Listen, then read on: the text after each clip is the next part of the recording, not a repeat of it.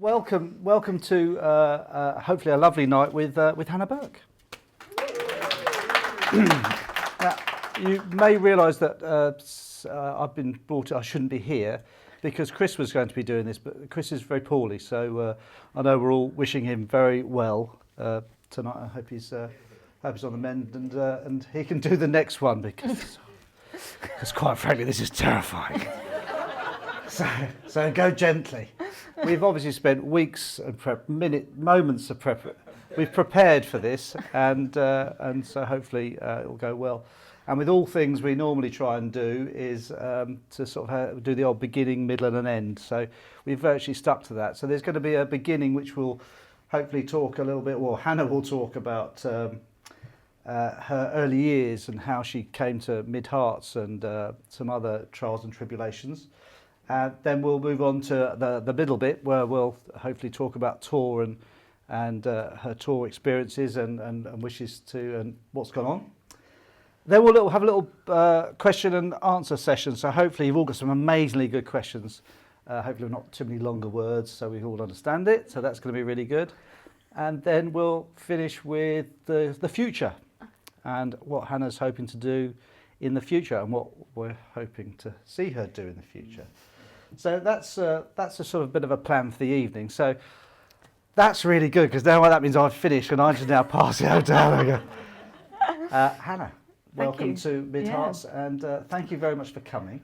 And tell us a bit about the early years, please. Early years? Yeah, I'm going should I start like right from the beginning or? Yeah, 28th of March, 1988? Yeah. Oh yes, so your birthday is this week. birthday is on Friday. 21. Excellent. 37 actually. It's quite. I don't know how I've really got there. There's a lot of people here. Thinking 37. So I joined Mid Hearts. I think we just discovered when I was 12. So I'm kind of 25 years in now to membership. So early years we'll start at the beginning. I was born with bright red hair to my mum's delight, but probably going on after that. 8 days later, I was rushed into hospital. So some of you may know I wear because of the red hair. Yes. Thank you for clarifying. Sorry. Mute. Sorry.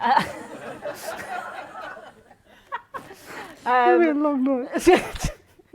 Are you jet lagged as well? Sorry, Yeah, yes. we're both jet lagged. So 8 days later, I was rushed into the Royal Brompton. I was born with multiple, complex heart issues.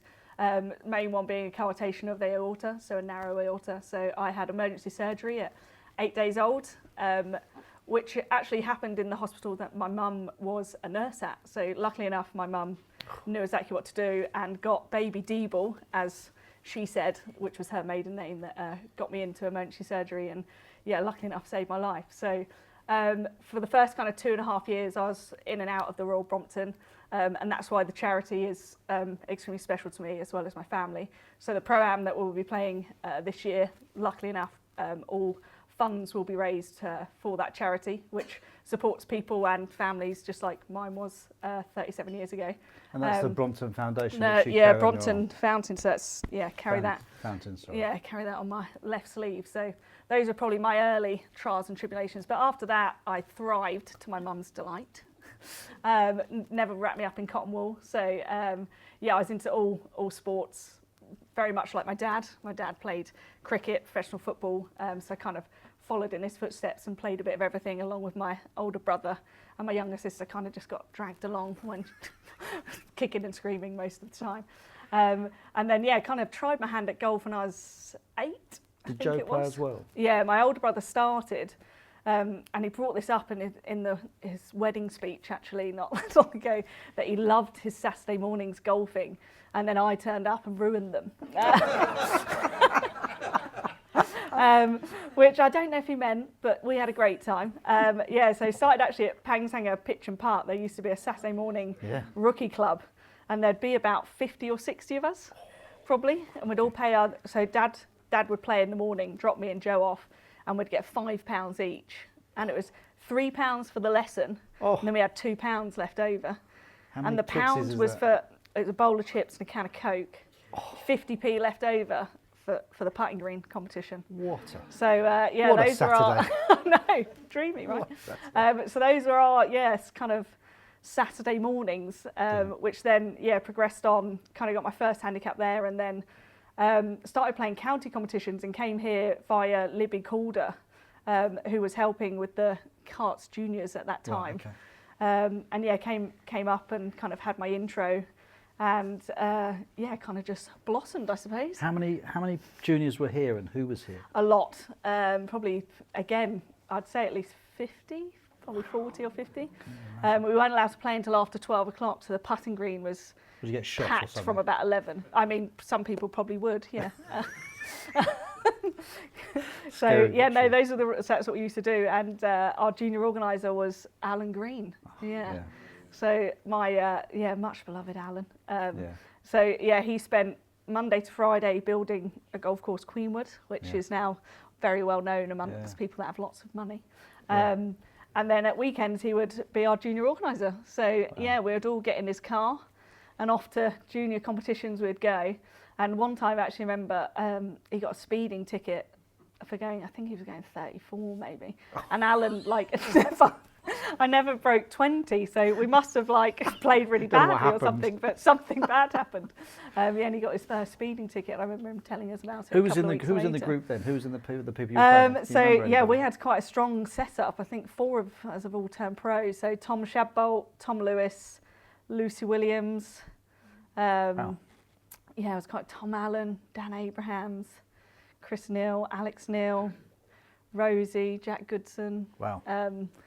So I think our junior team in that area was probably, we were all single figures. So we used to be feared among the junior teams in the area. So. And what was Alan like? Because I know Alan from here, and he's always a lovely guy. We used to go to the driving range and try and play snooker with Terry, didn't we? But was he sort of a bit more, a bit lively? Or did he tell you off?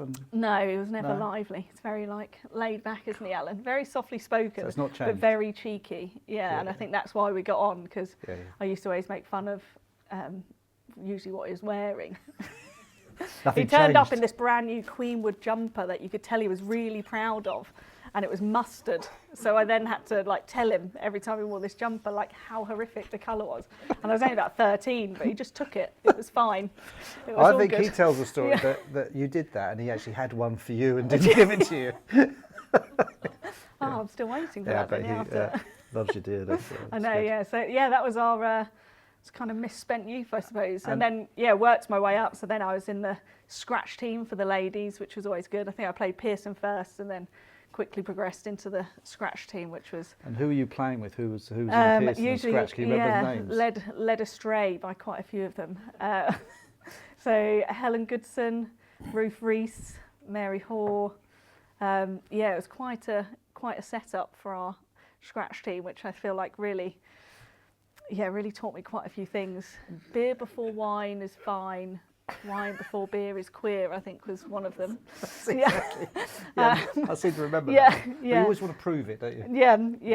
They never made me do it, but it stuck with me since I was about 13 or 14. That's what I was told. So when did it happen that you thought, I'm really good at this? There's good, and then there's good.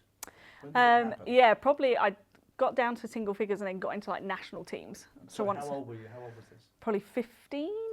Yeah.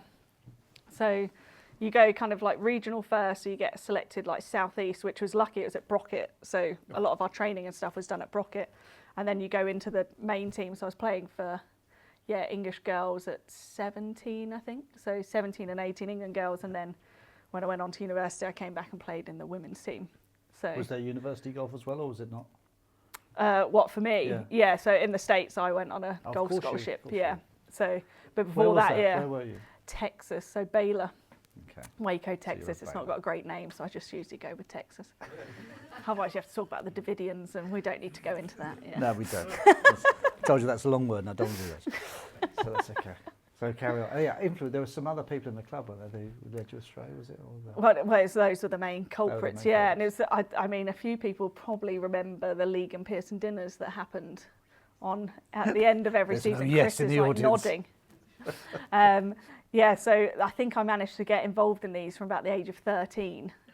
And my dad would just drop me off and leave me, and I think just hope for the best. But it usually involved, dinner, a few drinks. At that time, I didn't drink. I don't think I was allowed my half a Stella till about 15, 16. And then we'd play games organised by Di Crowder. So, and these were quite a series of games. There was scooters involved and carrots tied around your waist, swinging things, and I don't know whether to move on or not. I think there might have been a rules quiz once, but everyone just cheated because that was rubbish.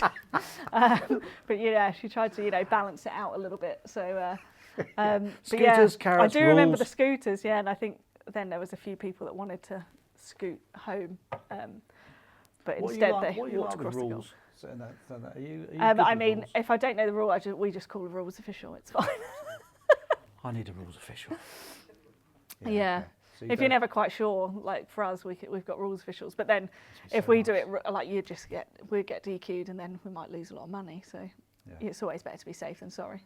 Here you can just cheat; it'll be fine. See, this is where if Chris was sitting here, he'd be going, "I'm afraid you can't." Yeah, he knows all the rules. Yeah, and probably back and forth, doesn't he? The rule book. So you remember here from 12. Yeah. And when did you become? Are you an honorary member now? I am an honorary member. Yeah. So actually, the three of us have got honorary membership. So Lucy Williams, now Newman, and Tom Shadbolt. So it was if someone won a national title, you were given honorary. And I don't know if it's still the same now. I'm not sure, but I think Tom won the Italian. Lucy won the English Mid-Am, I think, and I won the Irish Open. Yeah. So within about 3 or 4 years too. So we all got honorary membership. Yeah. Fantastic. Kind of let. So there's still a chance for everybody. You've just got to win a national. It's easy. I think you've got it. Yeah. You've got it. You signed up to many of those? No, I don't want to talk about it. It's from my handicaps are high now. Yeah. Okay, so I think that's a little bit about the beginning, really, isn't it? Yeah.